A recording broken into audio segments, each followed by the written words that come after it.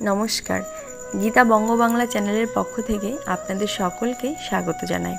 চন্দ্রপঞ্জিকা এবং শাস্ত্র সিদ্ধান্ত অনুযায়ী আশ্বিন মাসের একাদশী ইন্দ্রের একাদশী নামে পরিচিত।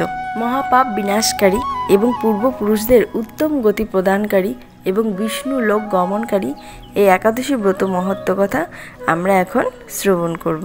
মহারাজ যুধিষ্ঠির বললেন, হে মধুসূদন, আশ্বিন মাসের কৃষ্ণপক্ষে একাদশীর কি নাম তা কৃপা করে আমাকে বলুন। শ্রীকৃষ্ণ বললেন, হে রাজন, আশ্বিন মাসের একাদশী ইন্দিরা নামে পরিচিত। এই ব্রত প্রভাবে মহাপাপ বিনষ্ট হয়, এমনকি কর্মবিপাকে যারা নিম্নজনি লাভ করেছেন সেই পূর্ণ পুরুষদেরও উত্তম গতি লাভ হয়। এই একাদশী মাহাত্ম্য শোনা মাত্রই সমবেদীয় যজ্ঞ ফল লাভ করা যায়। হে রাজন, মহিষ্মতি নগরে ইন্দ্রসেন নামে এক প্রসিদ্ধ রাজা ছিলেন। ধর্মবিধি অনুসারে রাজ্য পালনে তিনি বিশেষ খ্যাতি সম্পন্ন ছিলেন। তার বিপুল ধনসম্পত্তি ছিল।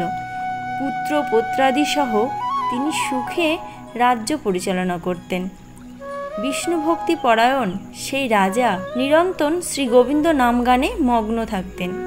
একদিন রাজা সুখে রাজসভায় বসে আছেন। এমনি সময় দেবর্ষি নারদ স্বর্গ থেকে সেখানে এলেন।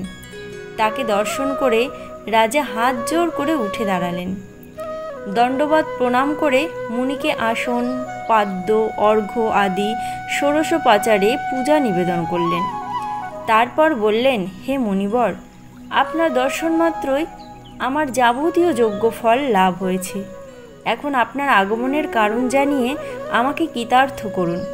দেবর্ষি নারদ বললেন, হে মহারাজ, অতি বিস্ময়কর এক কথা শ্রবণ করুন।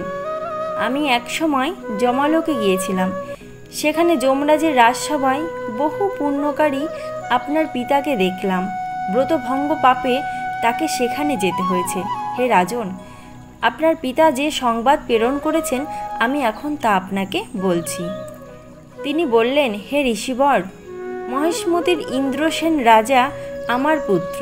তাকে বলবেন যে আমি বহু পুণ্য অনুষ্ঠান করলেও কোনো কারণবশত যমালয়ে আসতে বাধ্য হয়েছি। আপনি কৃপা করে তাকে ভয় সর্বপাপ নাশক ইন্দ্রা একাদশী পালন করতে বলবেন। সেই ব্রত প্রভাবে আমি নিষ্পাপ হয়ে স্বর্গলোক যেতে পারবো। এই কথা জানাবার জন্যই আমার আগমন। হে রাজন, আপনার পিতার মঙ্গল বিধানে আপনি যথাবিধি ইন্দ্রা একাদশী পালন করুন। রাজা জিজ্ঞাসা করলেন, হে দেবর্ষি, সেই ইন্দ্রা একাদশীর বিধি কি? কোন তিথি বা কোন পক্ষে এই ব্রত পালন করা কর্তব্য তা কৃপা করে আমাকে বলুন। দেবর্ষি উত্তর দিলেন, হে মহারাজ, আশ্বিন মাসের কৃষ্ণপক্ষের দশমীর দিনে শ্রদ্ধা সহকারে প্রাতঃস্নান করবেন। মধ্যাহ্নে ভক্তি ভাবাপন্ন হয়ে পুনরায় স্নান করবেন এবং রাত্রিকালে ভূমিতে শয়ন করবেন। পরের দিন একাদশীতে প্রাতঃক্রাত্যাদি সম্পন্ন করে নিরাহারে থাকবেন। ব্রতের নিয়মাবলী দৃঢ়ভাবে পালন করবেন। হে পুণ্ডরিকাক্ষ, হে অচ্যুত, এ শরণাগতের প্রতি কৃপা করুন। এইভাবে শ্রদ্ধা সহকারে শালগ্রাম পূজা করে পিতার উদ্দেশ্যে ব্রতের ফল অর্পণ করবেন। দ্বাদশীর দিন সকালে ভক্তিভরে শ্রী গোবিন্দের পূজা করে ব্রাহ্মণ ভোজন করিয়ে অবশেষে নিজে মহাপ্রসাদ গ্রহণ করবেন।